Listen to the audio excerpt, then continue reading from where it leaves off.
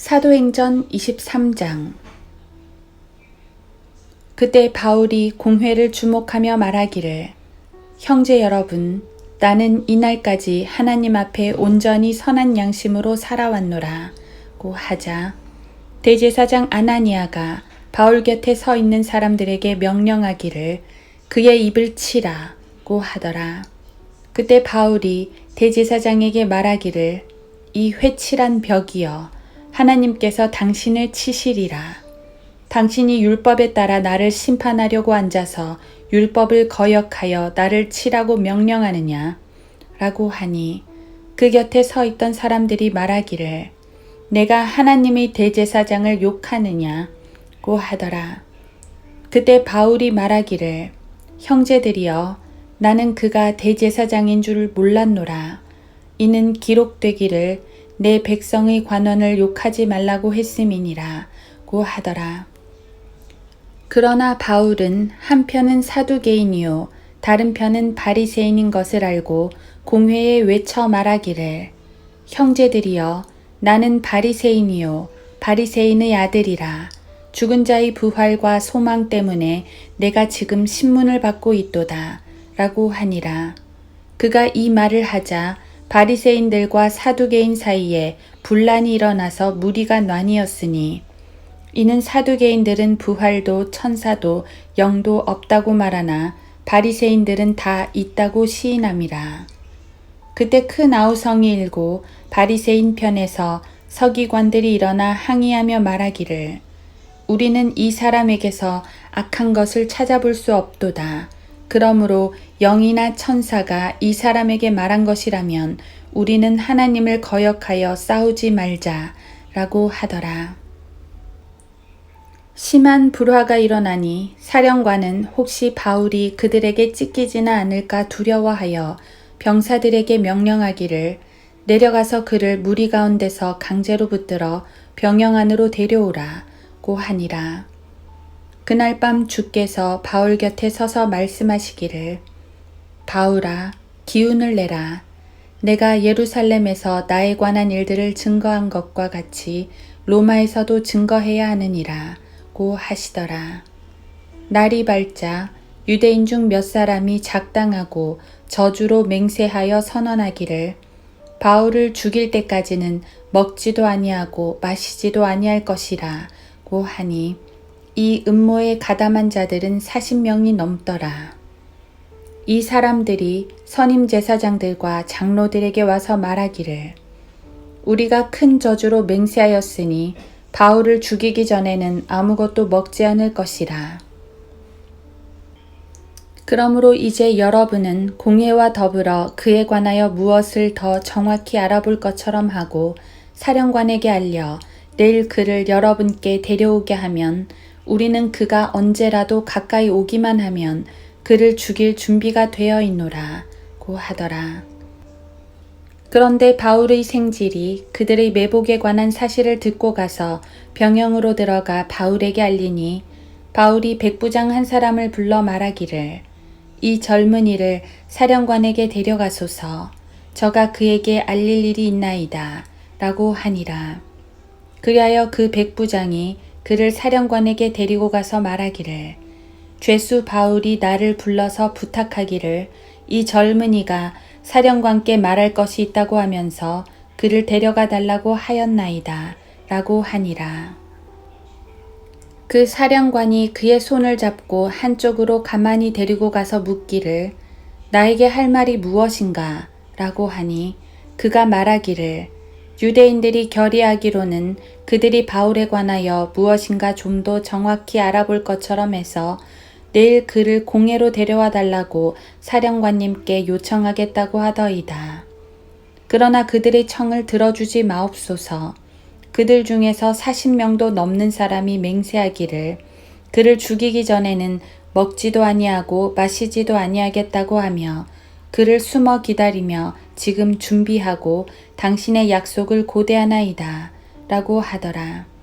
그리하여 사령관이 그 젊은이를 보내며 당부하기를, 너는 나에게 이 일을 알렸다는 것을 아무에게도 발설하지 말라고 하고, 두 백부장을 불러 말하기를 밤 제3시에 카이사랴까지 갈 보병 200명, 기병 70명과 창병 200명을 대기시키고 또 그들에게 짐승들도 준비시켜 바울을 태워 펠릭스 총독에게 안전하게 데려가도록 하라고 하고 이와 같이 편지를 쓰니라.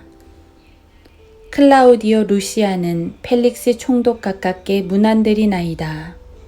유대인들이 이 사람을 붙잡아 거의 죽이려고 할 무렵에 그가 로마 시민인 것을 알았기에 내가 병사들과 함께 가서 그를 구출하였나이다. 무슨 일로 그들이 바울을 송사하는지 원인을 알고자 하여 그를 그들의 공회로 데려갔더니 그가 그들의 율법 문제로 송사를 당한 것이나 사형이나 감옥에 갇힐 만한 아무 혐의도 그에게 없음을 알았나이다. 그런데 유대인들이 그 사람을 숨어 기다린다는 것을 듣고 곧 당신께 글을 보내며 송사자들에게도 그에 관한 일을 당신 앞에서 말하라고 일렀나이다. 안녕히 계시옵소서. 그때 보병들이 명령을 받은 대로 밤에 바울을 데리고 안티파트리까지 가서 그 다음날 기병들에게 바울과 함께 가도록 인계하고 그들은 병영으로 돌아가더라. 그들이 카이사랴에 들어가서 그 서신을 총독에게 전하고 바울도 그 앞에 서게 하더니 총독이 그 편지를 읽고 그가 어느 지방 출신인가를 묻고서 그가 킬리키아 출신임을 알고 말하기를 너를 송사하는 자들도 오면 내가 너희 말을 들으리라 하고 그를 헤롯 재판정에 두어 지키라고 명령하니라.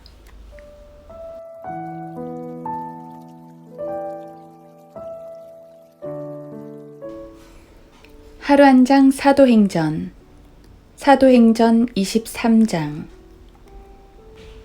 그러나 바울은 한편은 사두개인이요 다른 편은 바리새인인 것을 알고 공회에 외쳐 말하기를 형제들이여 나는 바리새인이요 바리새인의 아들이라. 죽은 자의 부활과 소망 때문에 내가 지금 신문을 받고 있도다 라고 하니라. 사도행전 23장 6절. 바울은 참 지혜롭습니다. 자신을 고소하려고 온 공회의 무리가 바리새인과 사두개인으로 이루어진 것을 알고 그들을 갈라놓을 이슈를 내놓습니다.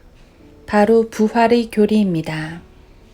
사두개인은 부활을 믿지 않았고 바리새인은 부활을 믿었습니다.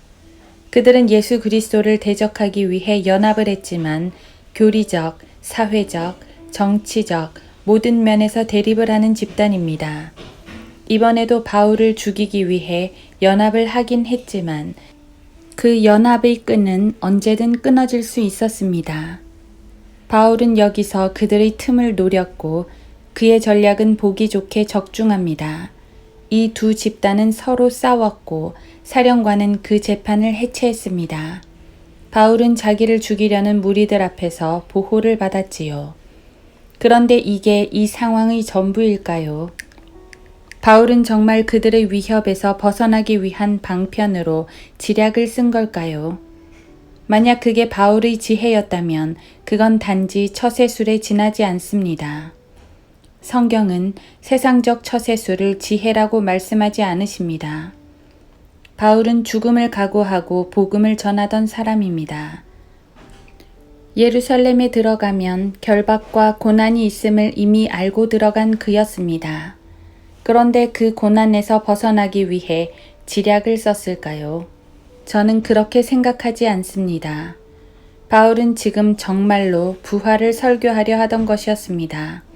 부활을 믿지 않는 사두개인들에게 부활 자체는 믿으나 예수님의 부활을 믿지 않는 바리새인들에게 예수 그리스도의 부활을 전하여 그분이 그들의 메시아이심을 선포하려는 것이었습니다. 이게 사도들이 항상 전하던 복음의 주제였고 그들이 증인으로 부름받은 이유였습니다. 바울에겐 죽음의 위협 따윈 중요하지 않았습니다. 아무리 봐도 바울의 분열책은 이 사건의 본질이 아닙니다. 바리새인과 사두개인들이 분열하지 않고 힘을 합쳤다 한들 어차피 그들은 여기서 바울을 죽이지 못합니다. 왜냐하면 사령관은 이미 바울이 로마 시민권자임을 알고 보호했기 때문입니다. 로마법을 알고 있는 바울로서는 이 자리가 죽음의 자리가 아닌 걸 모를 리 없습니다. 그보다 바울이 느낀 건 이 자리가 공회 앞에서 복음을 전할 수 있는 엄청난 기회라는 사실이었습니다. 바리새인과 사두개인이 모두 모여 있었기 때문에 부활이라는 주제로 설교하기에 매우 적절했습니다. 만약 소란이 일어나지 않았다면 바울은 죽은 자의 부활에 이어서 그리스도의 부활을 말했을 것입니다. 그들의 분열로 더 이상 복음이 전파되지 못한 게 안타까울 따름입니다. 마귀는 복음에 대해 많은 방해를 합니다. 죄인들의 마음을 완악하게 하기도 하고 복음 전하는 주변 환경을 망쳐놓기도 합니다. 때로는 성도들을 미워하고 비난하기도 합니다. 이 모든 것은 복음을 가리려는 이 세상 신의 계략입니다. 고린도후서 4장 4절. 하지만 하나님께서는 성도를 보호하시고 그분의 복음이 전파되게 하십니다. 바울은 어떻게 하면 안전할까를 고민하기보다 어떻게 하면 더 온전히 복음을 전할까를 고민했습니다. 왜냐하면 성도의 안전은 주님이 책임져 주시기 때문입니다. 이것이 우리가 주님만을 의지하고 나아가야 할 이유입니다. 복음 전파뿐 아니라 모든 일상에서도 마찬가지입니다. 우리에겐 세상 누구보다 강력한 보호자가 계십니다. 세상을 두려워할 필요가 없습니다.